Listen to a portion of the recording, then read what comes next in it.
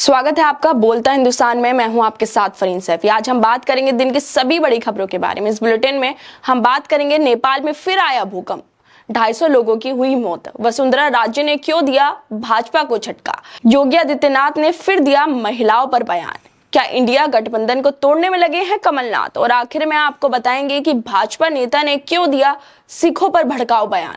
तो चलिए शुरुआत करते हैं आज की खास खबरों की। बीती रात जब आप सो रहे होंगे तो नेपाल में एक बड़ा भूकंप आया जिसने बिहार से लेकर यूपी तक जमीन को हिला कर रख दिया। रिक्टर स्केल पर इसकी तीव्रता 6.4 आंकी गई। भूकंप के कुछ घंटों बाद ही इससे हुए नुकसान की खबरें नेपाल से भी आने लगी, जिनका केंद्र नेपाल के जाजरकोट जिले के लमिडाना में था। भूकंप की वजह से अभी तक नेपाल में 250 लोग अपनी जान गंवा चुके हैं, जबकि मलबे में दबने की वजह से काफी लोग घायल भी हुए हैं। नेपाल के प्रधानमंत्री पुष्प कमल ने इस घटना पर दुख जताया और भूकंप से प्रभावित इलाकों का दौरा भी किया। साथ ही कहा कि घायलों के तत्काल बचाव और राहत के लिए सभी 3 सुरक्षा एजेंसियों को लगाया गया है। इधर नेपाल में आए भूकंप पर प्रधानमंत्री मोदी ने भी दुख जताया और कहा कि नेपाल में भूकंप की वजह से जानमाल के नुकसान को लेकर बहुत दुखी हूँ। भारत नेपाल के लोगों के साथ खड़ा है और हम हर संभव जो मदद है उसे मुहैया कराने के लिए तैयार है। ये पहली बार नहीं है जब नेपाल में इस तरह का भूकंप आया हो। इससे पहले भी 2015 में 7.8 मैग्नीट्यूड वाले शक्तिशाली भूकंप ने पूरे देश को हिलाकर रख दिया था, जिसमें 12,000 लोगों की मौत हो गई थी और हजारों लोग घायल भी हुए थे। अब आपको राजस्थान लेकर चलते हैं, जहां पर भाजपा के सांसद ने एक चौंकाने वाला बयान दे दिया है जो भाजपा की मुश्किलें खड़ी कर सकता है। 5 बार सांसद, 2 बार विधायक और 2 बार सीएम रह चुकी वसुंधरा राजे ने एक रैली को संबोधित करते हुए कह दिया कि वो रिटायरमेंट लेना चाहती हैं, लेकिन दूसरी तरफ वो विधानसभा चुनाव के लिए अपना नामांकन भी भर चुकी हैं, जिससे ये भी साफ हो गया कि वो इस बार भी चुनाव लड़ेंगी। झालवाड़ में एक रैली के दौरान अपने सांसद बेटे दुष्यंत सिंह का भाषण सुनने के बाद राज्य ने बीजेपी की रैली को संबोधित किया। उन्होंने कहा कि मेरे बेटे की बात सुनने के बाद मुझे लगता है कि मैं अब रिटायरमेंट ले लूं। दरअसल राजस्थान में बीजेपी ने इस बार अपना मुख्यमंत्री चेहरा घोषित नहीं किया है। ऐसे में पिछले कई महीनों से बीजेपी के चुनाव जीतने पर राज्य की भूमिका को लेकर अटकलें भी लगाई जा रही हैं। वहीं दूसरी तरफ ओपिनियन पोल में भाजपा को करारी हार का सामना करते हुए भी दिखाया जा रहा है। अब ऐसे में हो सकता है कि राजस्थान की जनता को रिझाने के लिए शायद राज्य ने रिटायरमेंट की बात कह दी हो, लेकिन सवाल ये भी है कि एक तरफ भाजपा की करारी हार दिख रही है, वहीं दूसरी तरफ कभी भाजपा के लोग बगावत पर उतर आते हैं तो कभी अपनी पार्टी के प्रत्याशी को उनके समर्थक भगा देते हैं। और अब चुनाव माहौल के बीच राज्य का इस तरह का बयान देने से भाजपा की साख पर कितना असर पड़ेगा? क्या चुनाव जीतना भाजपा के लिए वाकई मुश्किल होता जा रहा है? खैर, राज्य के रिटायरमेंट वाले बयान के बाद कई लोगों ने तो ये भी कह दिया कि सिंपैथी पाने के लिए जानबूझकर वसुंधरा राजे ने ऐसा बयान दिया है ताकि लोग भावुक होकर वोटिंग करें और उन्हें 5 साल और सत्ता की मलाई खाने का मौका मिल जाए।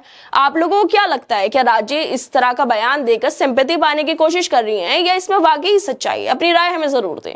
अब आपको उत्तर प्रदेश लेकर चलते हैं, जहां के किस्से तो आपने खूब सुने होंगे। गुंडे कैसे खुलेआम घूम रहे हैं, महिलाओं के साथ रेप हो रहे हैं, छेड़खानी हो रही है, लेकिन फिर भी भाजपा के नेताओं में इतना गजब का कॉन्फिडेंस आता कहां से है कि वो हो रही घटनाओं को नजरअंदाज करके महिलाओं की सुरक्षा पर भाषण देते हैं, जबकि सच्चाई सबके सामने है कि भाजपा शासित प्रदेशों की हालत क्या है। लेकिन इसके बावजूद भी भाजपा वाले बोलते हैं कि बस महिलाओं का सम्मान तो वही करना जानते हैं, शायद छेड़खानी, रेप, निवस्त्र करना, महिलाओं को मारना उनके लिए सम्मान की बात हो। जब भी तो वो बड़े कॉन्फिडेंस के साथ बोलते हैं कि उनके राज्य में महिलाएं एकदम सुरक्षित हैं।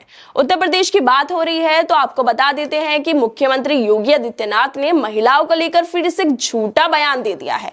बलिया जिले के बांसडीह में नारी शक्ति वंदन सम्मेलन को संबोधित करते हुए मुख्यमंत्री जी ने बोल दिया कि राज्य में बेटियों की सुरक्षा को नुकसान पहुंचाने का जो काम करेगा उसे रावण और कंस की तरह किस्मत का सामना करना पड़ेगा। शायद मुख्यमंत्री जी ये बोलना चाह रहे हो कि सबको रावण की किस्मत का सामना करना पड़ेगा, सिर्फ भाजपा वालों को छोड़कर। ये वर्ड शायद साइलेंट हो सकते हैं। अब आप लोग ही बताइए, मुख्यमंत्री जी की बातों में कितनी सच्चाई आपको लग रही है? क्योंकि प्रदेश में जो अपराध हो रहे हैं वो तो इन्हें दिखाई नहीं दे रहे, बस लोगों को रिझाने के लिए इस तरह के बयान देते रहते हैं। खैर, अब तो लोगों को भी इनके बयानों से फर्क पड़ना बंद हो गया है, क्योंकि जनता को पता चल चुका है कि वो ये सब जो बोलते हैं वो हमेशा से झूठ ही बोलते हैं। अब आपको कमलनाथ की उस तस्वीर के बारे में बताते हैं जो सोशल मीडिया पर काफी वायरल हो रही है, लेकिन साथ में ये सवाल भी खड़े कर रही है, क्या इंडिया गठबंधन को तोड़ने में लगे हैं कमलनाथ? क्या कमलनाथ जो आला कमान है कांग्रेस उसकी बात भी नहीं सुन रहे? अब हाल ही में उनकी एक तस्वीर गोदी मीडिया एंकर नमिका कुमार के साथ वायरल हो रही है, जिसमें वो उनके साथ दिखाई दे रहे हैं।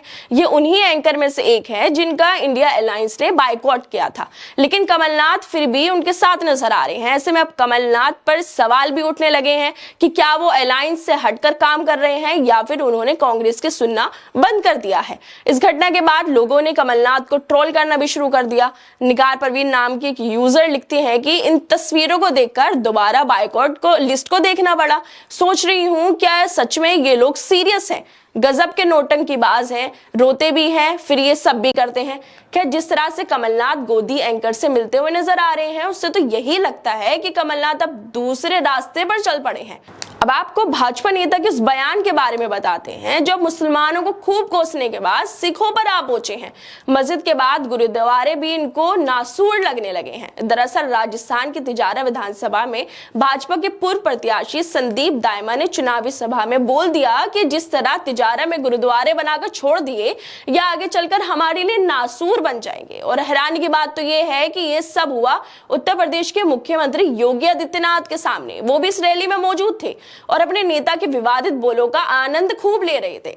संदीप दायमा के भड़काऊ बोल के बाद तिजारा समेत पूरे अलवर जिले में सिख समाज के लोगों ने बीजेपी नेताओं के बयान को लेकर नाराजगी व्यक्त की।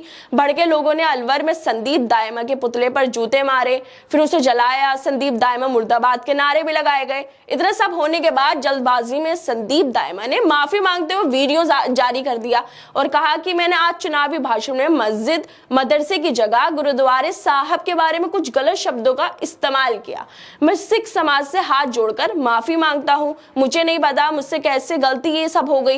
ये गलती नहीं हुई, ये तो आपने सच्चाई बोली है, दिखाया है कि यही जहर भरी नफरत आप लोग समाज में फैलाने का काम करते आए हैं। इस भाषण से भाजपा की सच्चाई भी सामने आ गई कि भाजपा अंग्रेजों की तरह फूट डालो और राजनीति करो की राह पर चलती आई है। लेकिन अब नेताजी ढोंग करने के लिए गुरुद्वारे पहुंच गए और दिखावे के लिए वीडियो भी बनवा ली ताकि दिखा सके कि उन्हें सिखों से कितनी मोहब्बत है। खैर, आप लोग भाजपा वालों की इस तरह की बयानबाजी पर क्या सोचते हैं? हमें अपनी राय जरूर दें और बाकी तमाम खबरों को देखने के लिए जुड़े रहिए हमारे साथ।